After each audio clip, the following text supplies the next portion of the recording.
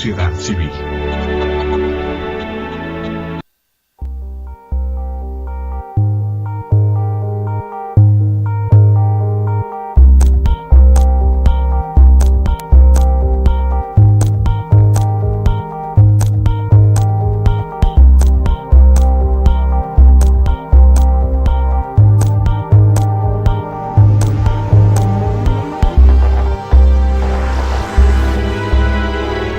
Canal Patrio, voz e imagen de la sociedad civil.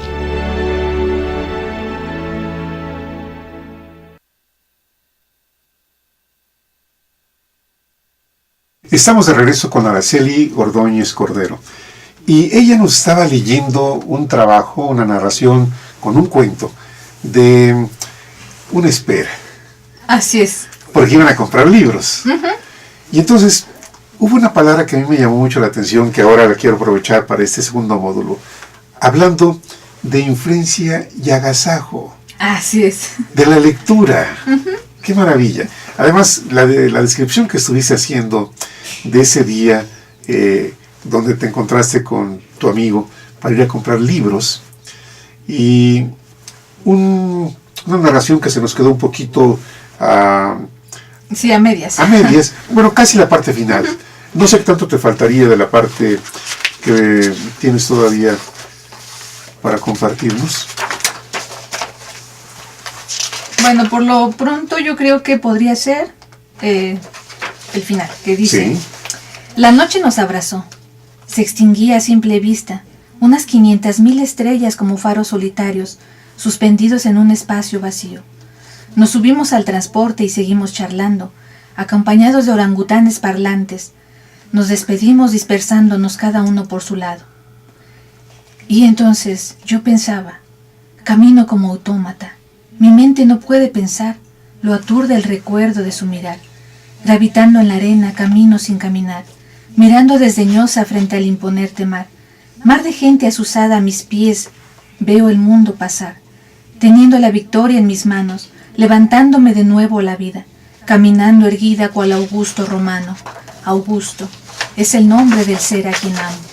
Gracias por devolverme la alegría, mostrándome letras por mí desconocidas, por hacer resurgir el amor devolviéndome la vida. Eso, por ejemplo, es lo último. Para mí fue literal esa emoción, y entrando en el tema es eso, ese agasajo de tener algo que a uno realmente le motive. Y pongo de ejemplo eso, que me sentía como niña cuando tienes el juguete nuevo, sí, y te dan otros y no, tú buscas y buscas el preferido. Entonces, en esta búsqueda de libros, obviamente él era mi guía y él me decía, mira, este libro por esto y por esto y por esto. Yo tenía algunas referentes y decía, no, yo quiero este. Y entonces parecíamos literal niños chiquillos así, con los libros, pero es algo maravilloso. Sí. Y él me sugería eso. Me dijo, mira, puedes escribir que una tarde y que el campo. Y yo solamente sonreía porque mi cabeza ya venía trabajando de la emoción que yo traía. El mundo, los edificios, las carreteras, todo se transformaba. Ya eran árboles, ya eran changos, las personas que iban a nuestro lado, los orangutanes parlantes. Porque yo traía esa emoción literal. Sí. Entonces, es algo maravilloso esa parte, ese agasajo, que yo le llamo agasajo porque para mí lo es. Mucha gente tiene agasajo en otros sentidos, sí, y obviamente todo es respetable, pero las influencias que nos dan, por ejemplo, yo tuve la fortuna, la dicha de conocer a un profesor en una biblioteca que está en Mixcoac, la Biblioteca Iberoamericana, y ahí me conoció él mis primeras letras. Entonces, él le gustó mi trabajo, mis letras que yo escribí le gustaron mucho, y me dijo, ¿sabes qué? Quiero compartir contigo el árbol de manzanas.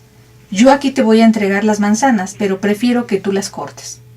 Y fue así como me invitó a participar en otros talleres y irme a la universidad. Y es maravilloso, yo la verdad estoy agradecida con él, se llama Medardo Maza, él es escritor, y a mí me encantó todos los talleres que nos impartió, que realmente fueron pocos, pero lo que él nos explicaba, que es lo que te mencionaba hace rato, el hecho de que yo no haya tenido anteriormente, digamos, las bases, las reglas para escribir, no quiere decir que uno no pueda escribir, que es lo que hacen o intentan las amas de casa cuando suben ahí sus pensamientos. Sino, todo lo contrario, él lo que decía, es rescatar lo bueno de lo que tú tienes. Decirte, mira, para eso que tú estés escribiendo, yo te recomiendo tal libro y tal libro y tal libro. Una base. Y ahí es donde entraba la importancia de la lectura, para que como ama de casa, tú puedas escribir, puedas expresar tus sentimientos, porque tienen un gran valor. Imagínate, las amas de casa, todas las emociones que viven con el esposo, con los hijos, que son las que finalmente llevan el hogar. Aunque a muchos hombres no les gusta, pero bueno.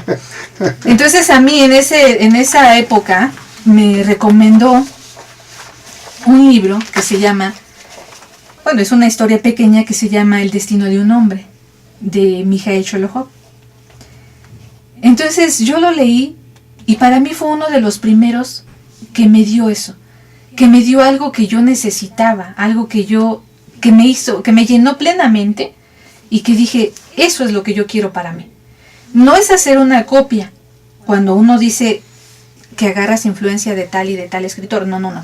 Sí. Sencillamente, tú gustas del trabajo y ellos son los que inspiran, los que son una semillita, los que son como las gotitas de agua que van cayendo en lo que tú ya eres, y entonces va haciendo que florezca. Sí. Entonces no es tanto hacer una copia, pero a mí me gustó mucho. Y yo lo he leído 2, 3, 4, 5 veces, y cada vez me dice una cosa distinta y me emociona. El mismo libro, y me emociona de una manera tremenda. Te voy a platicar lo siguiente. Yo tengo un hijo que se ha estado preparando en su vida. Él es una gente joven para ser guía de vida. Y cuando me platica lo que él lee, por ejemplo, Honorato de Balzac, dice, mira, lo puedes leer en español o lo puedes leer en el idioma original de él, el francés. Uh-huh. Y cuando te deleitas con alguien tan prolífico como Honorato de Balzac, que lógicamente tiene una riqueza de lenguaje impresionante, Honorato de Balzac. Y mi hijo Luis Ernesto, de Honorato de Balzac, ha absorbido muchísimas experiencias, conocimientos, lecciones de vida. Pero ¿cómo es él? Es hablar de Jorge Luis Borges, por ejemplo. Sí. O sea, cada escritor aporta algo. Uh-huh. Todos. Sí, absolutamente. Lo que tú nos has leído, hay que volver otra vez a meditar las palabras, deleitarse con las palabras. Y fíjate lo que dices tú de este libro que has leído 5 o 6 veces. Uh-huh. Mi hijo me dice, mira papá, yo te recomiendo que un libro, si te gusta, no lo leas una sola vez. Así. Deleítate leyéndolo 3 veces, por lo menos, me dice él. Léelo 3 veces, para que aproveches la riqueza del lenguaje y las experiencias que el autor ha plasmado ahí. Así es. Es aprovechar, por ejemplo, en el caso de las personas que nos gusta escribir, es aprovechar eso, digamos que puedes entrar en su mundo, en ese mundo que él desde pequeño construyó, porque sí, todos lo traemos. Entonces, vemos su mundo de él, y con lo que uno tiene, las experiencias que uno ha vivido, el mundo se recrea una y otra vez. Entonces, eso es lo bonito de leer un libro 1, 2 y 3 veces. Es cierto. Porque cada vez te pero dice algo. Tú este libro lo has leído 5 o 6 veces. Sí, a mí me encanta. Y de hecho, lo empecé a leer otra vez. Y venía como, hay una parte aquí muy graciosa que dice, porque habla de la guerra. Entonces hay una parte muy graciosa que cuando ya están en la guerra dice, yo no puedo ver ahí a mis compañeros de guerra, obviamente, no puedo ver los que están ahí escribiéndole las cartas a la esposa a moco tendido, maricas, gallinas. Dice, no, en la guerra venimos a eso. Nosotros vamos a respaldar a todos ellos, o sea, no podemos estar de maricas diciéndoles, ay, mi amor, es que estoy sufriendo y que me duele. No podemos hacer eso, dice. A mí me causa gracia, porque yo leo esto a moco tendido. Para mí, o sea, eso es a lo que voy. Entonces, él sabe lo que, digamos, el escritor quiere transmitir es eso. Tocar cada fibra por ejemplo, en tu caso a lo mejor no vas a estar a moco tendido, pero según No lo he el leído, contexto, vamos a leer ahorita unos fragmentitos De acuerdo. para que más o menos se den cuenta. Pero, por ejemplo, cada lectura la entendemos de una manera distinta. En tu situación es una, en el mío es otra, y aparte en este preciso momento. Si en este momento estamos tristes, si en este momento estamos preocupados, molestos, qué sé yo, nos dice algo distinto. Por eso, cada vez que yo lo he leído, aprendo algo nuevo. Claro. Porque no es la misma situación que yo lo lea ahorita, con todas las ganas del mundo y que diga, lo siento, pero mi otra tarea se espera, a que a veces lo tenga que leer con un poco de prisa. Sí. ¿Qué nos quieres compartir? Pero vamos a leer una partecilla. Sí.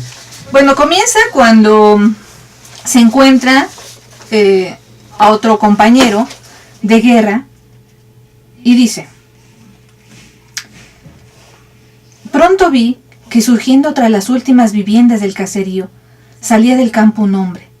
Traía de la mano un niño pequeño, que a juzgar por su estatura, no debía tener más de 5 o 6 años. Arrastraba los pies. Iban en dirección al embarcadero, pero al llegar a donde estaba, se pararon, torcieron hacia mí. El hombre se elevaba, era una estatura bastante, un poco cargado de espaldas. Se me acercó y me dijo: «Salud, hermano». «Buenos días», repuse y estreché la mano, áspera, grande. El hombre se inclinó hacia el niño y le indicó: «Saluda a tu tío, hijito. Ya ves, él también es chofer como tu papá». Bueno, el niño me estiró la mano, mirándome con sus ojitos claros, como el cielo, sonriendo un poquito, con una decisión media sonrosada y fría. Le estreché la mano. «¿Cómo es ese viejo? ¿Por qué tu mano está tan fría, si el calor está helado?» Su voz temblaba y me dijo el pequeño: «¿Qué voy a hacer yo? Yo sé que algún día voy a ser viejo, pero ahora soy niño y estoy helado. ¿Qué va? Lo que pasa es que he estado haciendo bolas de nieve». El chamaquillo se fue a jugar.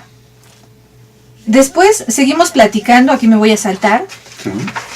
Siguió platicando y comenzaron a platicar cómo fue que se encontró a ese chiquillo, porque inmediatamente el lector percibió que nada tenía que ver el padre con el hijo y inmediatamente dice uno: aquí hay gato encerrado. Entonces él comenzó a platicarle y a decirle cómo fue que él tenía una familia hermosísima, estaban situados, tuvo 2 hijos, 2 niñas, y su mujer, sobre todo habló de la mujer. Le tocó una mujer, decía él, excelsa, buena, sumisa. Él, como la mayoría de hombres mexicanos, llegaban, se iban a gastar el gasto de la semana o de la quincena y llegaban muy alegres a la casa. Y sin gasto. Y sin gasto, obviamente, o con una pequeña parte. Sí. Y la mujer, decía él, era una mujer inteligente, porque no decía ni una sola palabra. Y con ese poquito gasto que él le daba, ella hacía para dar la comida y para atenderlo, y era muy cariñosa.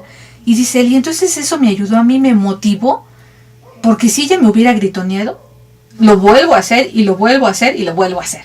Y no, todo lo contrario. Entonces a él le llama eso que era una mujer inteligente. Era una mujer que sabía cómo tratarlo, y entonces él al otro día decía: híjole, mi amor, perdóname. Y empezó a cambiar su vida literalmente por su esposa. Y entonces vivían muy felices. Pero, como todo pasa, la felicidad no dura tanto. Entonces, lo llamaron de la guerra. Lo llamaron para enlistarse. Y entonces tuvo que ir. Bueno. Entonces, él se fue a la guerra. Lo fueron a despedir sus hijos, su esposa. Y él habla de ahí de algo muy importante. La mayoría de hombres también, o por lo menos los mexicanos, también tienen ese sentido del machismo. Entonces un hombre no puede llorar tampoco frente a su mujer o a sus hijos. Entonces a la hora de despedirse, la mujer nunca él la había visto así, pero la mujer literal se desplomó.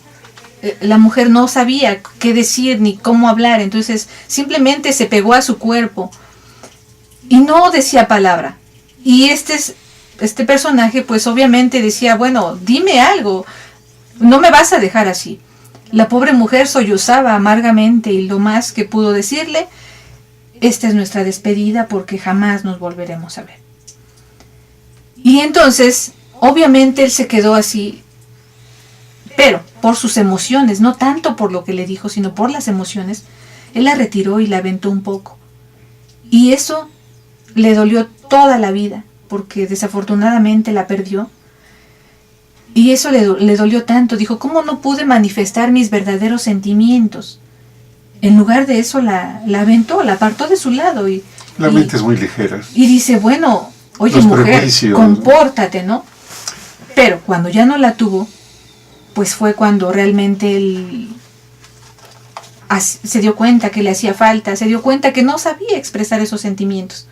Pero todo lo que le llevó a vivir la guerra, sufrió bastante en la guerra con sus compañeros y todo. Uno de sus hijos, la guerra duró muchísimos años. Estamos hablando de Yugoslavia.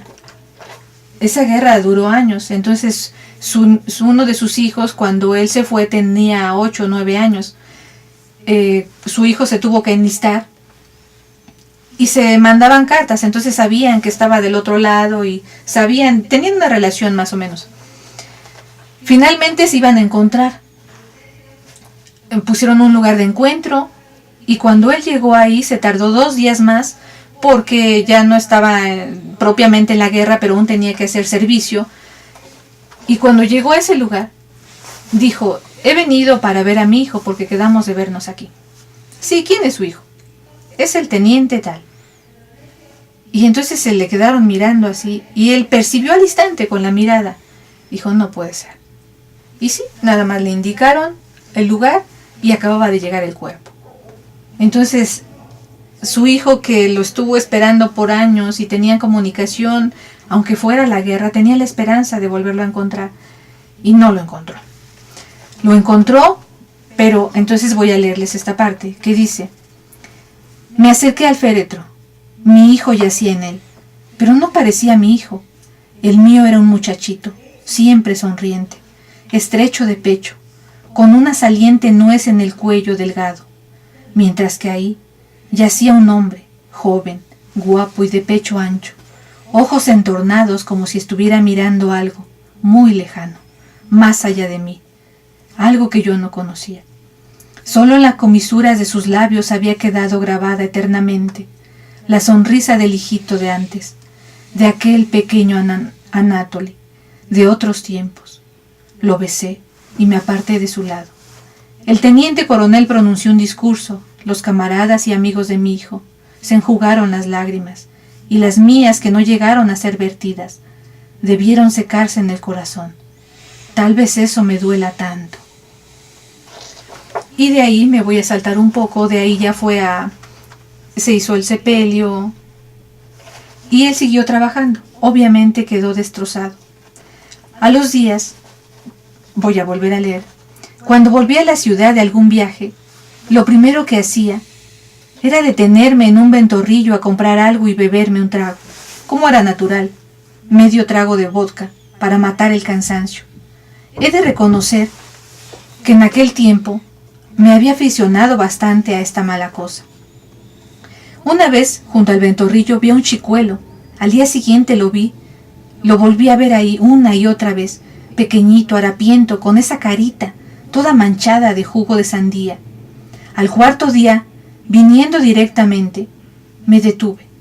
Sin más, me asomé a la ventana y le grité: Vania, vamos, escapa al coche y te llevaré al elevador, y ahí volveremos.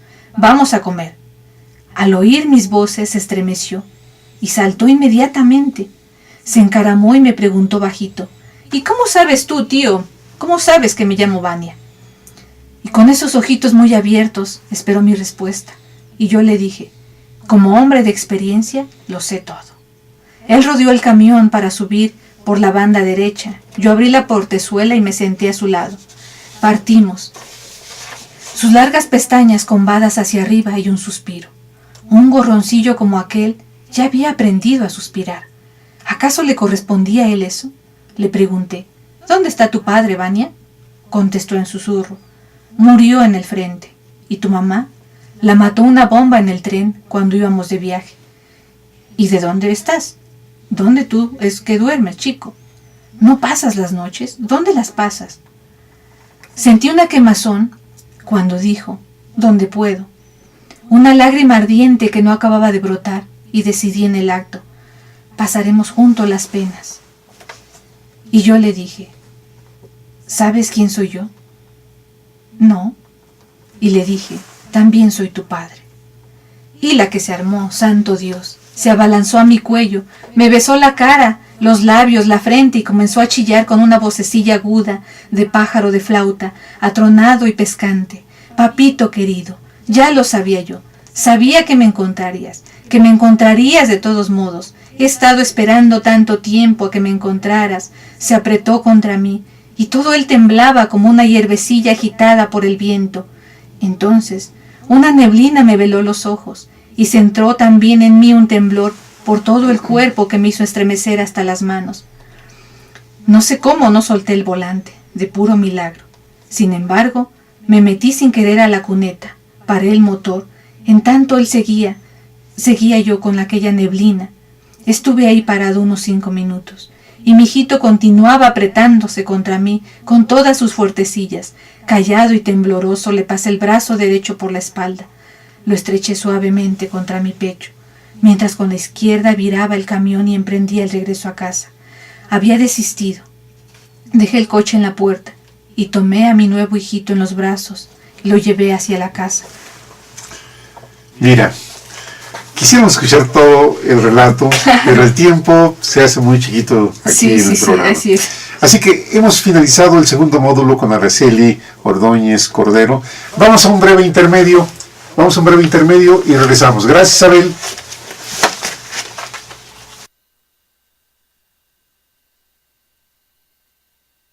Canal Patrio, voz e imagen de la sociedad civil.